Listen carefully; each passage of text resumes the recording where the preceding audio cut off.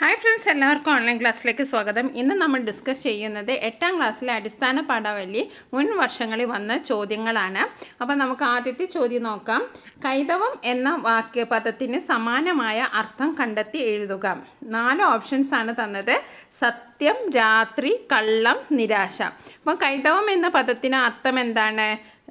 കള്ളം എന്നാണ്. കൈതവം എന്ന് പറഞ്ഞാൽ കള്ളം എന്നാണ്. ഉത്തരം അറിയാവുന്നവർ കമൻറ്റ് ബോക്സിൽ കമൻറ്റ് ചെയ്യുക.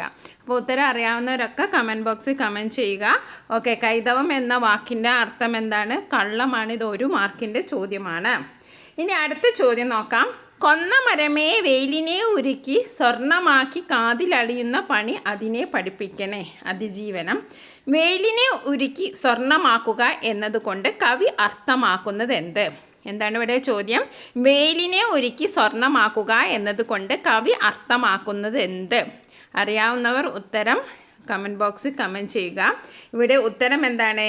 വേനലിനെ അതിജീവിക്കാൻ കൊന്ന മരത്തിന് വളരെയേറെ പ്രാപ്തിയുണ്ട്.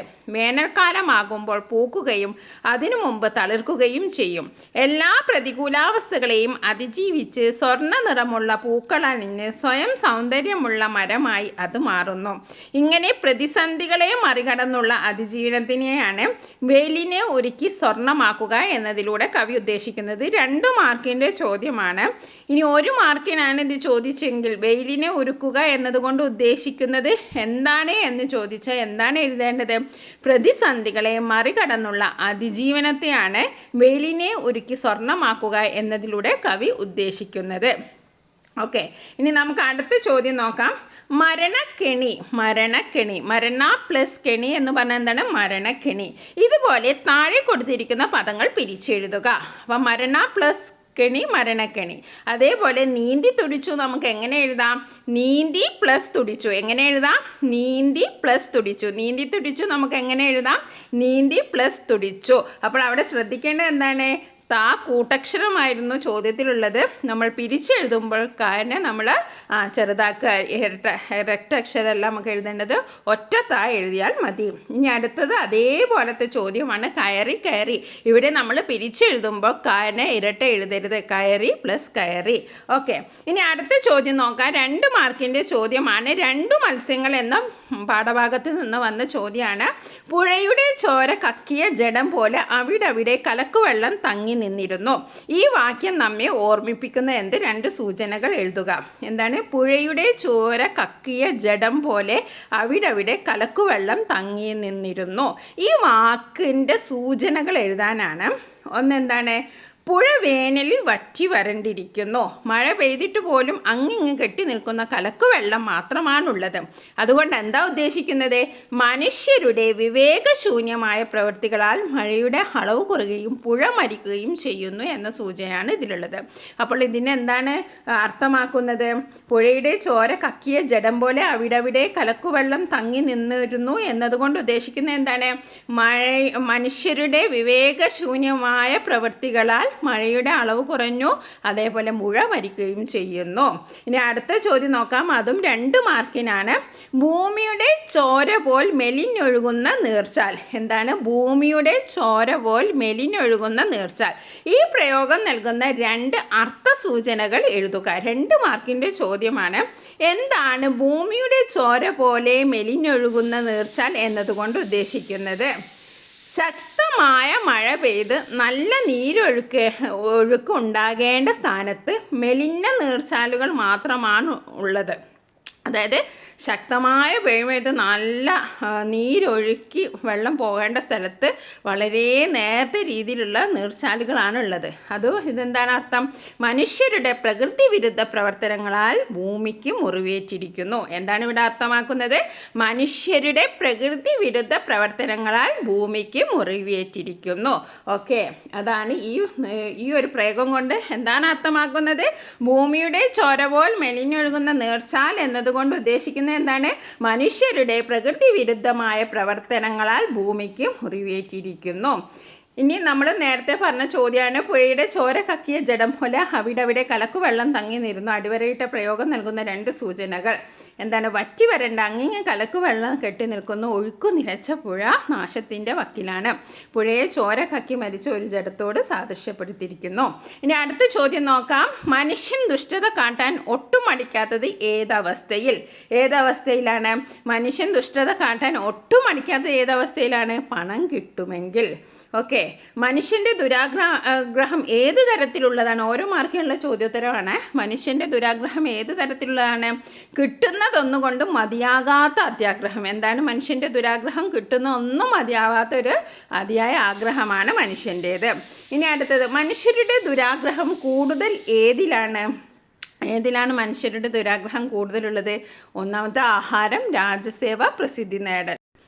അടുത്ത ചോദ്യം നോക്കാം. കാര്യക്കാർ അഥവാ കാര്യസ്ഥർ ആഗ്രഹിക്കുന്നത് എന്താണ്? രാജാവിനെ സേവിച്ചു നിന്നിട്ട് പലതരം കള്ളത്തരങ്ങൾ പറഞ്ഞ് നാട്ടുകാരിൽ നിന്ന് കൈക്കൂലി വാങ്ങുക എന്നതാണ് കാര്യക്കാർ അഥവാ കാര്യസ്ഥർ ആഗ്രഹിക്കുന്നത്. എന്താണ് ആഗ്രഹിക്കുന്നത്? രാജാവിനെ സേവിച്ചു നിന്നിട്ട് പലതരം കള്ളത്തരങ്ങൾ പറഞ്ഞ് നാട്ടുകാരിൽ നിന്ന് കൈക്കൂലി വാങ്ങുക. ഇനി അടുത്തത്, സമ്മാനമായി പട്ട് കിട്ടുമ്പോഴും സന്തോഷമില്ലാത്ത എന്തുകൊണ്ട്? പട്ട് കിട്ടി സമ്മാനമായിട്ട് എന്ത് കിട്ടി? പട്ട് കിട്ടി, എന്നിട്ട് സന്തോഷമൊന്നുമില്ല. എന്തുകൊണ്ടാണ്? പട്ടിൻ്റെ കൂടെ കുറച്ചുകൂടി പണം കിട്ടണം എന്ന് പ്രതീക്ഷിക്കുന്നത്. എന്ത്? പട്ടിൻ്റെ കൂടെ എന്ത് കിട്ടണം? കുറച്ചുകൂടി പണം കിട്ടണം. ഇനി അടുത്ത ചോദ്യം നോക്കാം. പാലിൽ ഓരോ ജനം ദ്രവ്യമുണ്ടാക്കാൻ ഓരോരോ വിദ്യകൾ കാട്ടുന്നു സന്തതം. പണം ഉണ്ടാക്കാൻ മനുഷ്യർ കാട്ടുന്ന വിദ്യകൾ എന്തൊക്കെയാണ്? പാലിൽ ഓരോ ജനം, ഭൂമിയിൽ ഓരോ ജനങ്ങളും ദ്രവ്യമുണ്ടാക്കുക എന്ന് പറഞ്ഞാൽ പണം ഉണ്ടാക്കാൻ ഓരോരോ വിദ്യകൾ കാട്ടുന്നു. അപ്പോൾ എന്തൊക്കെയാണ് മനുഷ്യർ കാട്ടുന്ന വിദ്യകൾ? പണം ഉണ്ടാക്കുന്നതിനായി ചിലർ ആട്ടം പഠിക്കുന്നു, ചിലർ കൊട്ടും പാട്ടും ശീലിക്കുന്നു, പ്രഭുത്വവും പണവും ആഗ്രഹിച്ച് ചിലർ ആയുധവിദ്യ പഠിക്കുന്നു, വിദ്യാഭ്യാസം കൊണ്ട് നേട്ടമുണ്ടാക്കാനായി ചിലർ അതിനും തുനിയുന്നു, കാനിലെ കുരുകൊണ്ട് പോലും ആയുർവേദ മരുന്നുകൾ ഉണ്ടാക്കി പണം ഉണ്ടാക്കാൻ ശ്രമിക്കുന്നു, വേറെ ചിലർ മന്ത്രവാദം പഠിച്ച് മന്ത്രങ്ങൾ എഴുതി കൊടുക്കുന്നു, മന്ത്രിമാരുടെയും രാജാക്കന്മാരുടെയും അടുത്തുകൂടി ഇഷ്ടവാക്കുകൾ പറഞ്ഞ് പട്ടും വളയും സമ്പാദിക്കുന്നു, ജ്യോതിഷം പഠിച്ച് പണം ഉണ്ടാക്കുന്നവരുമുണ്ട്. ഇങ്ങനെ പലതരം വിദ്യകൾ കൊണ്ടാണ് ആളുകൾ സമ്പത്തുണ്ടാക്കുന്നത്. ഇനി അടുത്ത ചോദ്യം നോക്കാം. നീറ്റിലെ പോളയ്ക്ക് തുല്യമാം ജീവനെ പോറ്റുവാൻ എത്ര ദുഃഖിക്കുന്നു മനുഷ്യർ? ഈ വരികളിലെ ആശയം വ്യക്തമാക്കുക. ഓക്കെ, നീറ്റിലെ പോളയ്ക്ക് തുല്യമാം ജീവനെ പോറ്റുവാൻ എത്ര ദുഃഖിക്കുന്നു മനുഷ്യർ? ഈ വരികളിലെ ആശയം വ്യക്തമാക്കുക. പ്രീവിയസ് ക്വസ്റ്റ്യൻ ആണ്. മനുഷ്യ ജീവിതത്തിൻ്റെ നശ്വരത. ഇതിനെന്താണ് പറയുന്നത്? മനുഷ്യ ജീവിതത്തിൻ്റെ നശ്വരതയെക്കുറിച്ചാണ് നമ്പ്യാർ ഇവിടെ വർണ്ണിച്ചിരിക്കുന്നത്. ഇന്നലെ വരെ എന്ത് സംഭവിച്ചെന്നോ നാളെ എന്ത് സംഭവിക്കുമെന്നോ ഈ ശരീരത്തിന് എപ്പോൾ നാശം സംഭവിക്കുമെന്നോ മുൻകൂട്ടി പറയുവാൻ സാധാരണ മനുഷ്യർക്കാവില്ല. പാമ്പിൻ്റെ വായിലിരിക്കുന്ന തവള ഭക്ഷണത്തിന് അപേക്ഷിക്കുന്നത് പോലെയാണ് നാം സുഖഭോഗങ്ങളുടെ പിന്നാലെ പോകുന്നത്.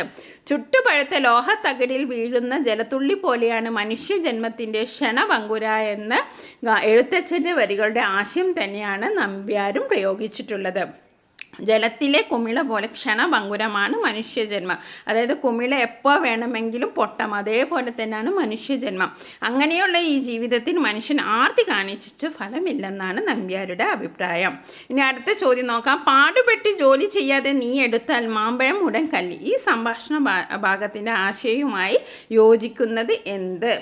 അതായത് അധ്വാനിച്ച മാമ്പഴം കല്ലാകും, അധ്വാനിച്ച് നേടിയതിനെ വിലയുള്ളൂ, അധ്വാനിക്കാതെ നേട്ടങ്ങൾ ഉണ്ടാക്കാം, കല്ലെടുത്തറിഞ്ഞാലേ മാമ്പഴം വീഴുകയുള്ളൂ. അതിൻ്റെ ഉത്തരം എന്താണ്? അധ്വാനിച്ച് നേടിയതിനെ വിലയുള്ളൂ. ഇനി രണ്ടാമത്തെ ചോദ്യം നോക്കാം. എന്നാൽ ഒരു കാര്യം ചെയ്യാം, നമുക്കൊരുമിച്ച് ഉമ്മാക്കിയെ തോൽപ്പിക്കാം. ഈ പാഠഭാഗത്തിന് യോജിക്കുന്ന പഴഞ്ചൊല്ലി എടുത്തെഴുതുക. അപ്പോൾ ഒരുമിച്ച് നമുക്ക് തോൽപ്പിക്കാം എന്ന യോജിക്കുന്ന പഴഞ്ചൊല്ലി ഏതാണ്? മിന്നുന്നതെല്ലാം പൊന്നല്ല, എല്ലുമുറിയെ പണി ചെയ്ത പല്ലുമുറിയെ തിന്നും, ഐക്യമത്യം മഹാബലം, അണ്ണാം കുഞ്ഞും തന്നാലായത്. അപ്പോൾ ഇതിൻ്റെ ഒരു അതുമായി ആശയവുമായി സാമ്യമുള്ളത് ഏതാണ്? ഐക്യമത്യം മഹാബലം, ഐക്യമത്യം മഹാബലം. ഇനി അടുത്ത ചോദ്യം നോക്കാം. കുട്ടികൾക്ക് തേന്മാവ് കാണിച്ചു കൊടുക്കുകയേ ആവൂ, തേൻഖനി പറിച്ചു കഴുകി ചെത്തിപ്പൂളി തിന്നാൻ പാകത്തിന് കൊടുക്കരുത്.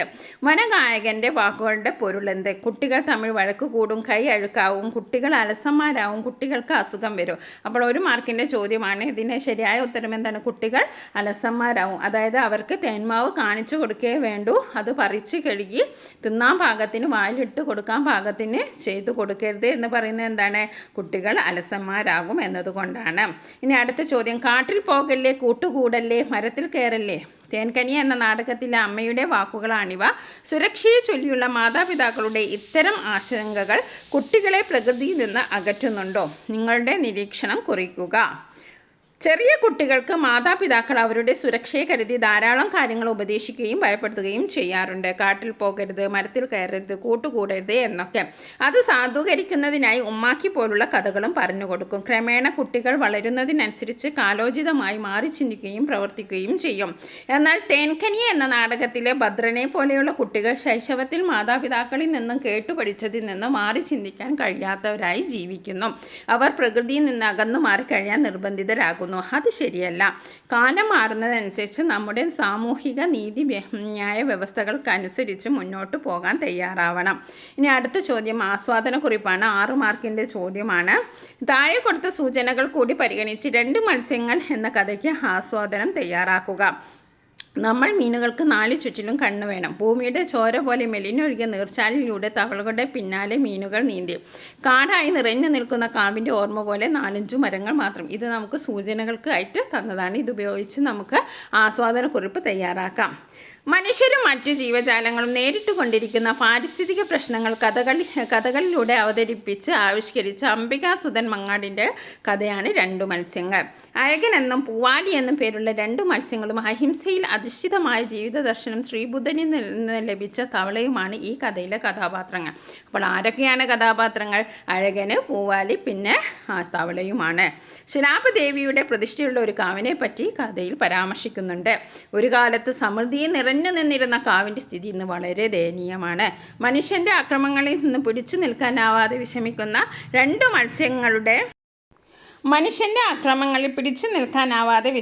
2 മത്സ്യങ്ങളുടെ അനുഭവങ്ങൾ വിവരിച്ചുകൊണ്ട് പരിസ്ഥിതി നാശത്തിൻ്റെ ദാരുണമായ ചിത്രമാണ് കഥാകൃത്ത് അവതരിപ്പിക്കുന്നത്.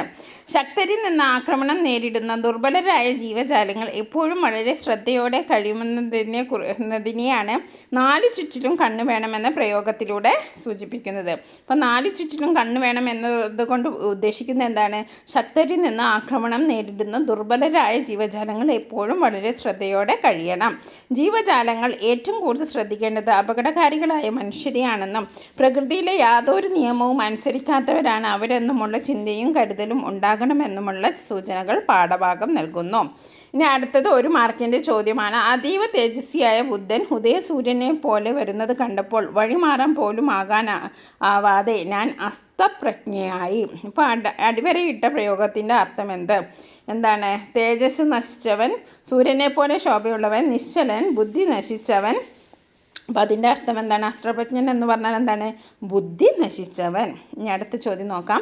തേൻകനി എന്ന ശീർഷകം ഈ നാടകത്തിൻ്റെ എത്രമാത്രം ഉചിതമാണ്? നിങ്ങളുടെ അഭിപ്രായം സമർത്ഥിക്കുക. തേൻകനി എന്നാൽ തേൻ പോലെ മധുരമുള്ള ഫലം എന്നാണ് അർത്ഥം. തേൻകനി എന്ന നാടകത്തിലെ പ്രധാന കഥാപാത്രങ്ങളായ കുട്ടികളും തേൻ മാമ്പഴങ്ങൾ തേടിയാണ് കാട്ടിലെത്തുന്നത്. കാട്ടിൽ വെച്ച് കുട്ടികൾ കണ്ടുമുട്ടുന്ന വനഗായകനോടൊപ്പം തേന്മാവിൻ്റെ ചുവട്ടിലെത്തുന്ന കുട്ടികൾക്ക് അദ്ദേഹം മാങ്കൊമ്പ് കുലുക്കി മാമ്പഴങ്ങൾ താഴെയിട്ട് കൊടുക്കുന്നു. എന്നാൽ താഴെ വീണ മാമ്പഴങ്ങൾ അദ്ദേഹത്തിന് തേന്മധുരമുള്ളതും കുട്ടികൾക്ക് കല്ലുകളായും അനുഭവപ്പെടുന്നു. സ്വന്തം വിയർപ്പിനാൽ നേടുന്ന ഫലം മാത്രമേ തേന്മധുരമുള്ളതാവൂ എന്ന് വനഗായകൻ കുട്ടികൾക്ക് മനസ്സിലാക്കി കൊടുക്കുന്നു. മാമ്പഴങ്ങൾ തേടി കാട്ടിലെത്തുന്ന കുട്ടികൾക്ക് അവർ വിയർപ്പൊഴുക്കി നേടുന്ന മാമ്പഴങ്ങൾ തേന്മധുരമുള്ള തേൻകനികളായി തീരുന്നത് നാടകത്തിൻ്റെ അവസാനം കാണാം.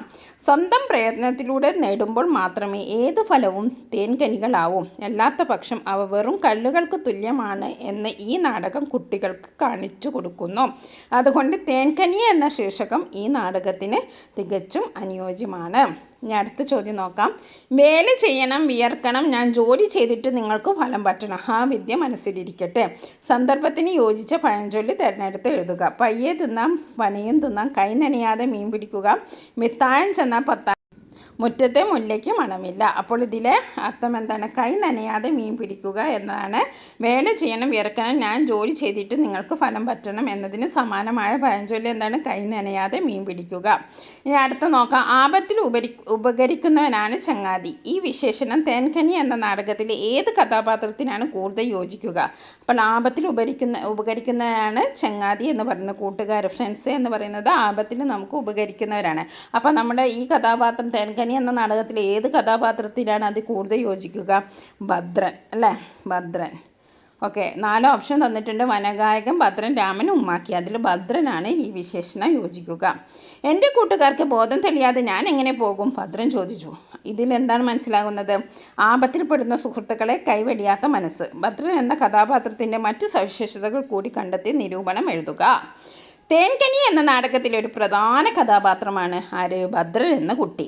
കാട്ടിനുള്ളിൽ ഉമ്മാക്കിയുണ്ടെന്നും കാട്ടിൽ ചെല്ലുന്നവരെ അത് കടിച്ചു കീറി രക്തം കുടിക്കുമെന്നും കൂട്ടുകാരോട് പറയുന്നത് അവനാണ്. ഭീരുവും മടിയനുമാണ് അവൻ. കാട്ടിൽ പോകല്ലേ, മരത്തിൽ കയറല്ലേ, കൂട്ടുകൂടല്ലേ എന്നൊക്കെ അവൻ്റെ അമ്മ അവനോട് പറഞ്ഞിരുന്നു. പക്ഷെ കൂട്ടുകാർ സംഘം ചേർന്ന് ഉമ്മാക്കിയെ പരാജയപ്പെടുത്താൻ തീരുമാനിച്ചപ്പോൾ അവനും അവരോടൊപ്പം കൂടുന്നു. കുട്ടികൾ മാമ്പഴം പറിക്കാനായി മാവിൽ കയറുമ്പോൾ ഭദ്രൻ പേടിച്ചും മടിച്ചും മാറിയിരിക്കുന്നതേ ഉള്ളൂ. മറ്റു കുട്ടികൾ പറിച്ചെടുക്കുന്ന മാമ്പഴത്തിൻ്റെ പങ്കു പറ്റാനിരിക്കുന്നവയാണ് അവർ. കുട്ടികളെല്ലാം മാവിൽ നിന്ന് താഴെ വീണ് ബോധം കെടുമ്പോൾ വീട്ടിൽ തിരിച്ചു പോകാൻ വനഗായകൻ അവനെ ഉപദേശിക്കുന്നു. പക്ഷെ കൂട്ടുകാരെ കാട്ടിൽ ഉപേക്ഷിച്ചു പോകാൻ അവൻ തയ്യാറാകുന്നില്ല. ഭീരുവും മടിയനുമാണെങ്കിലും കൂട്ടുകാരെ രക്ഷിക്കാൻ വേണ്ടി അവൻ ഒറ്റയ്ക്ക് ഉൾവനത്തിലെത്തി വളരെയേറെ കഷ്ടപ്പാടുകൾ സഹിച്ച് മരുന്നുമായി എത്തുന്നു. ശരീരത്തിൽ മുള്ളുകൾ കൊണ്ട് ചോര പൊടിഞ്ഞത് പോലും അവൻ അറിഞ്ഞില്ല. അവൻ്റെ ആത്മാർത്ഥതയും കൂട്ടുകാരോടുള്ള സ്നേഹവും കുട്ടികളുടെ ത്യാഗ മനോഭാവമാണ് ഇവിടെ പ്രകടമാകുന്നത്. അപ്പോൾ നമ്മൾ പ്രധാനപ്പെട്ട ചോദ്യോത്തരങ്ങളാണ് ഇതൊക്കെ. മുൻവർഷ ചോദ്യങ്ങളാണ്.